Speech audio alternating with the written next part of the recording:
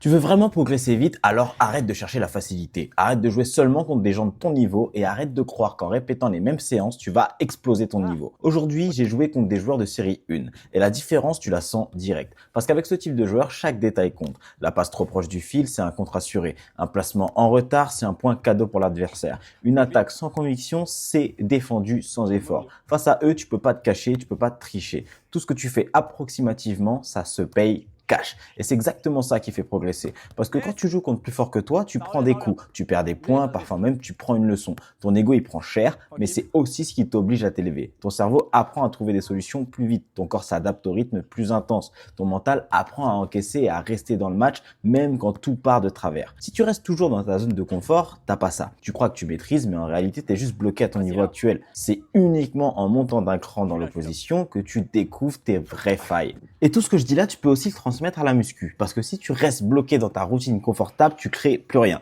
Au début, quand tu commences, tout marche. Tu prends du muscle, tu prends de la force, tu progresses juste parce que tu découvres un nouveau stress. Mais après quelques semaines ou mois, si tu continues à faire exactement la même chose, ton corps arrête de s'adapter. C'est normal. Il a compris la charge que tu lui envoies. Si tu veux vraiment progresser, faut chercher à perturber ce confort. Ça peut être rajouter de la charge. Ça peut être changer le tempo de ton exécution. Ça peut être raccourcir les temps de repos ou même remplacer un exercice que tu maîtrises par un exercice que tu détestes. Justement parce que tu es nul à cet exercice. Et c'est ça qui envoie un nouveau signal à ton corps. C'est ça qui l'oblige à redevenir plus fort, plus explosif, plus résistant. Et oui, sur le moment, c'est dur. Tu rates des répétitions, tu sens que t'es moins bon et tu finis plus fatigué que tu l'es normalement. Mais paradoxalement, c'est ce qui construit le plus de solidité. Parce que ton corps, il s'améliore pas quand tu restes à ton niveau. Il s'améliore quand tu le mets face à quelque chose qu'il ne maîtrise pas encore. Donc si tu te demandes pourquoi tu ne progresses plus ou moins vite que les autres, c'est peut-être l'une des raisons. Je te le dis franchement, l'un des meilleurs moyens de progresser, c'est de sortir de sa zone de confort, de changer de stimulus. Pense-y parce que c'est vraiment l'une des choses les plus importantes. Par ailleurs, si tu veux voir le sparring dans son intégralité, sache que la vidéo est disponible sur YouTube, le lien est dans ma bio.